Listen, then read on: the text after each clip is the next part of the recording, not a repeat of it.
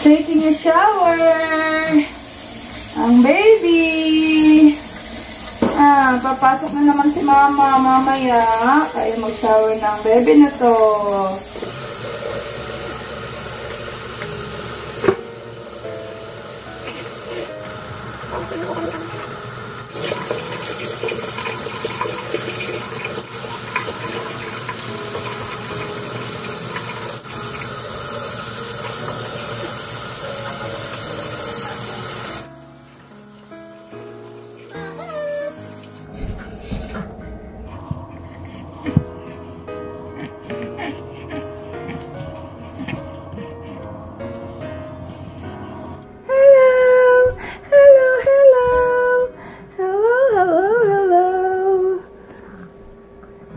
Bibihis na po ako.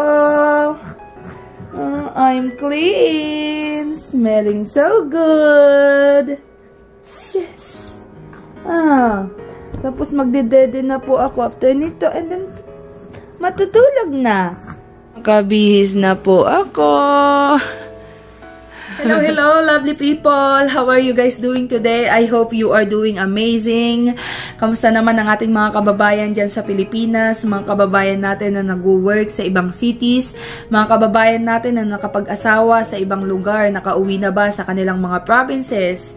Sa mga uuwi pa lang, mag-iingat po tayo sa ating mga biyahe, ingatan natin ang ating mga sarili, and ingatan natin ang ating mga bagahe.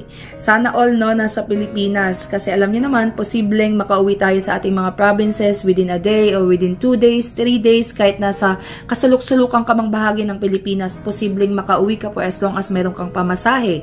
Ganyan, yung iba kahit walang pamasahe, nanghihiram ng pamasahe para makauwi sa kanilang mga pamilya sa Pilipinas. Kasi alam nyo naman, masaya ang celebration ng Pasko and New Year, lalo na kapag kasama mo yung mga pamilya mo, no? Sabi nila, masaya ang Pasko sa Pinas, lalo na kapag kasama mo ang mga mahal mo sa buhay. Hindi katulad namin, no, na nandito sa ibang lugar, ibang bansa. There are circumstances na pumipigil sa amin para hindi kami makauwi ng Pilipinas during this holiday season. Unang-una, napakamahal ng ticket. Kapag afford naman namin ng ticket, hindi naman kami makauwi dahil may nag-aaral kaming anak. Kung bakasyon man nila guys, 2 weeks lang ang bakasyon nila, it is not enough guys for us to go home. Kasi lalo na, for example, nag-stay ka ng ibang bansa ng 1 year, 2 years, 3 years, uuwi ka ng Pilipinas ng 2 linggo lang, it is not enough. Although guys, worth it na rin kasi makasama mo ang pamilya mo, pero kung may iba ka pang pakay sa Pilipinas or may iba ka pang gagawin, hindi enough ang 2 linggo para umuwi ng Pilipinas. Ayan. And also sa mga katulad ko na may infant pa, napakahirap guys na mag-travel, lalo na ngayong holiday season. So, kahit na afford mo ang ticket, for example, hindi makauwi, there are certain circumstances. Kamustahin naman natin guys ang ating mga kababayan na nasa iba't ibang sulok ng mundo, mga OFW, bayani ng bayan. They are working far from their family so that they can provide the needs of their children, yung mga pang-araw-araw na pangangailangan ng kanilang pamilya. Saludo po kami sa inyong lahat, mga kababayan nating OFW. Ayan, nakapagpadala na ba tayo ng pera, gift sa ating mga kapamilya, mga loved ones natin sa Pilipinas? Yung iba nakapagpadala na ng balikbayan box, yung mga balikbayan box ninyo na matagal nyo nang iniipon. For sure, nakarating na sa Pilipinas yan. Yung mga iba, hindi ko alam kung nakarating or hinold pa. Sana naman guys, wag nang ma-hold kasi alam nyo naman ito ay, you know, para mag-extend ng pagmamahal sa ating mga kapamilya dyan sa Pilipinas. Ayan.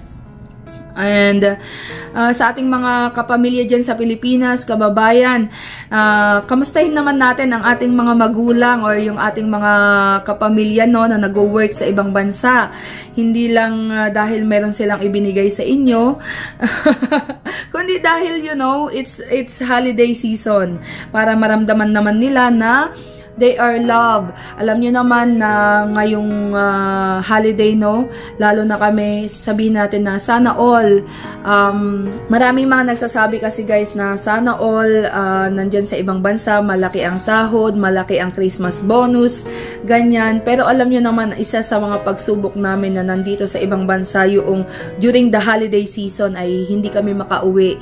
Or kung makauwi man kami guys, there are certain circumstances guys na kailangan naming pagdaanan. For example, nag-iipon kami, matagal pa bago magpasko, nag-iipon na kami guys para makabili ng ticket, or nag-iipon na kami para makapagbigay ng pamasko sa ating mga kababayan dyan, or sa ating mga loved ones no, sa Pilipinas. So the least thing you can do for us is to extend your greetings to us during this holiday season. And you know, isa sa mga kalaban namin dito sa ibang bansa ay yung homesick, no, kapag ganitong mga Pasko and New Year, kasi alam nyo naman na iba pa rin ang Pasko diyan sa Pinas.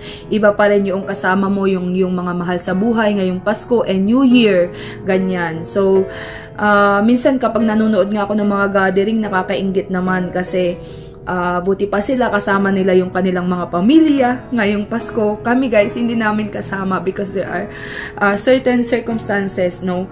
Yung nakapanood sa aking previous vlog na, oo guys, malaki ang Christmas bonus namin ni Hubby dito sa US. But in exchange guys, we are not able to celebrate our Christmas with our family, no. Although this is our immediate family, but I'm talking about our extended family back home, ayan. So, hindi natin sila makasama kapag Christmas, New Year, reunion, something like that. So, the least thing we can do to our family working abroad and yung ating mga family na nasa ibang bansa is to greet them during this holiday season. Nagising na guys itong alaga ko. Ayan. Struggle is real, no? Kapag nagvo-vlog. So, sa ating mga kababayan na nasa iba't ibang sulok ng mundo, gusto ko lang sabihin na hindi ka nag-iisa, no? Ganyan talaga kapag malayo sa pamilya, hindi man natin ma-celebrate ang holiday season kasama nila, but dadating ang panahon na you know, makakauwi din tayo and makakapag-celebrate ng mga holiday season, no? Katulad ng Pasko and New Year, kasama nila. Ayan, and I hope na maramdaman ninyo ang essence ng Pasko kasama ng iyong mga kaibigan kung nasan ka man. Hindi man kasing saya ng Pasko sa Pilipinas, pero kahit papaano ay mai-celebrate natin ang Pasko and New Year kasama ng ating mga kaibigan kung nasaan ka man. Isipin na lang natin that we are blessed, no, for being here abroad. We are able to earn money so that we can extend our blessing to our family. Ganun talaga, may mga kanya-kanya talaga tayong sitwasyon sa buhay. Pero isipin na lang natin yung mga magagandang bagay, yung positive side, no, ng ating sitwasyon na nandito sa ibang bansa. For now, enjoy na lang natin kung ano man yung meron tayo ngayong holiday season.